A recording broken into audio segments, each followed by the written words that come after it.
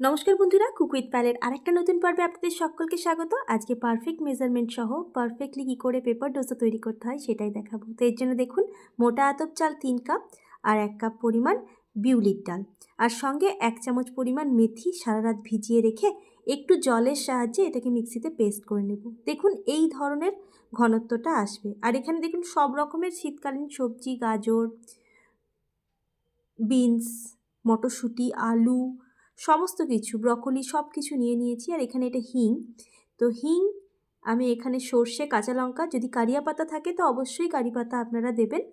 আর সেই সঙ্গে সবজিগুলোকে আমি সেদ্ধ করে নিয়েছিলাম, সেটা দিয়ে একটু ভেজে নিয়ে তারপর এর মধ্যে আদা কাঁচা লঙ্কা বাটা, পরিমাণ মতো নুন, একটুখানি চিনি, আর এখানে এভারেস্টের যে সাম্বার মশলাটা পাওয়া যায় ওই মশলাটা আমি একটুখানি দিয়ে দিলাম, ওই 1 চা চামচ মতো। সব কিছুকে ভালো করে মিক্স করে নিচ্ছি। আপনারা চাইলে এখানে কিন্তু তেঁতুলের কাত একটু দিতে পারেন, তাতে আরও টেস্টি হয়। আমার কাছে ছিল না বলে আমি দিইনি। আর এখানে চিনেবাদাম ভাজা ছিল, সেটা দিয়ে দিলাম। চাইলে নারকেল কুচি দিতে পারেন, খুব টেস্টি হয়।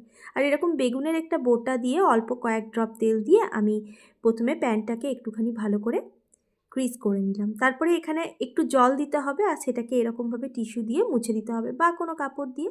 তারপর আমি এটাকে, এই ব্যাটারটা একটুখানি নিয়ে সেটাকে ভালো করে স্প্রেড করে দিয়েছি।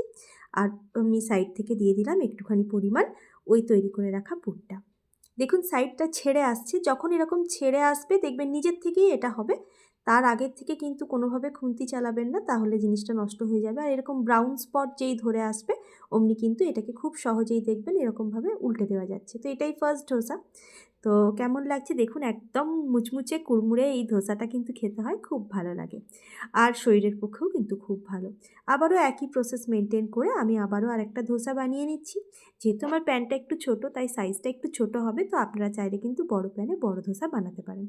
তো দেখুন খুবই মুচমুচে হয়েছে, আমি ওটাই দেখাবার চেষ্টা করছি, আর খুব টেস্টিও হয়েছে। তো এইভাবে কিন্তু আপনারা বাড়িতে ধোসা বানিয়ে নিতে পারেন। আর আপনাদের এই রেসিপিটা যদি ভালো লাগে অবশ্যই আমার চ্যানেলকে একটা লাইক, শেয়ার আর সাবস্ক্রাইব করতে ভুলবেন না। ধন্যবাদ।